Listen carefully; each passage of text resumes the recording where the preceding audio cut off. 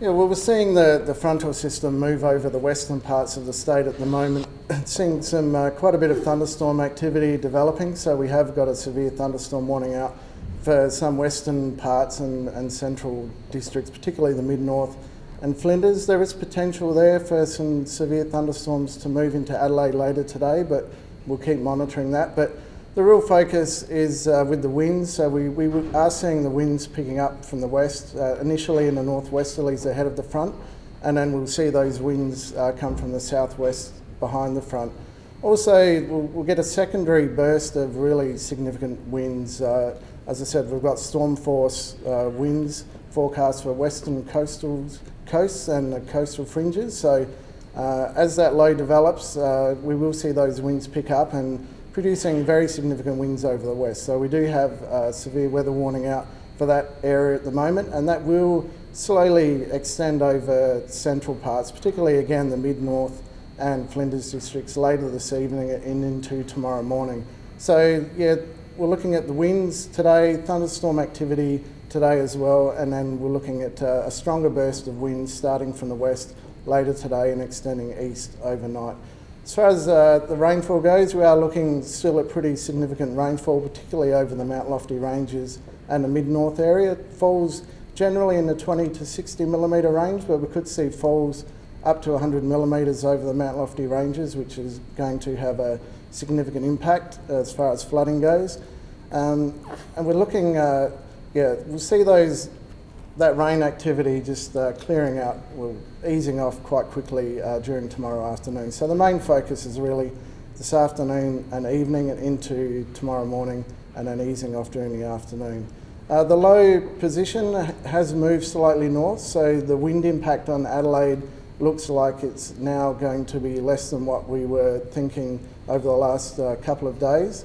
Still going to see some pretty significant winds, particularly over the marine environment, but as far as the land gales go, it's unlikely that at this stage Adelaide will see any land gales, but if the low does track a little bit further south, then that could all change. So the Bureau is monitoring that quite carefully, and any updates that need to be done will be done. So yeah, the main focus at the moment is for the winds to the west and north of the Adelaide area, but the rainfall is still going to be quite significant over the Adelaide area.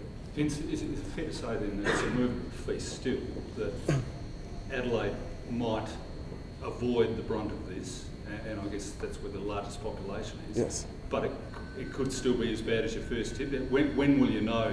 What's the crunch time, do you think? Yeah, probably over the next 6 to 12 hours, maybe a little bit less than that. I mean, as we can see the low developing in the satellite imagery, it gives us a pretty good idea of where it is and how we can then compare that to the models and where the models are pushing the low. So really probably within the next 6 hours we'll be able to pinpoint pretty well what that low is tending to do, and then we can assess the situation more accurately.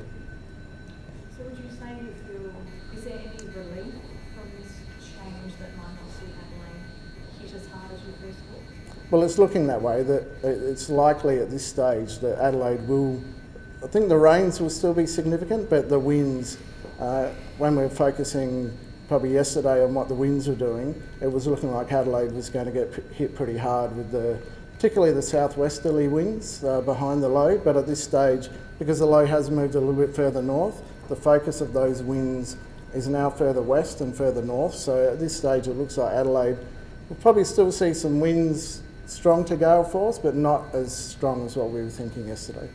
So just as a slight distraction here, if the winds go sweep through the mid-north, that's through cropping areas that could be damaged?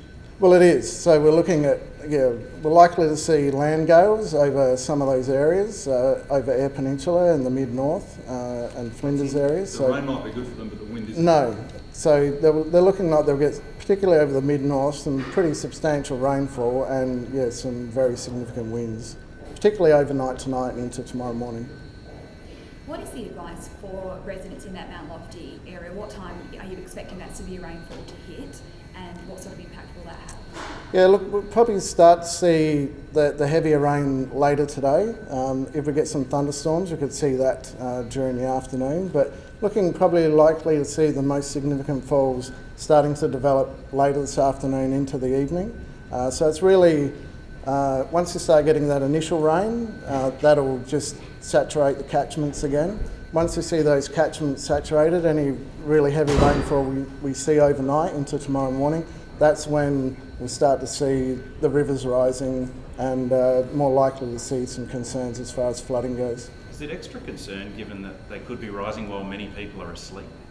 Well, that's one thing that would be a concern, that when they wake up in the morning that the rivers could already be in flood. So yeah, any preparations that they would need to make, they probably want to make them today before it occurs tomorrow.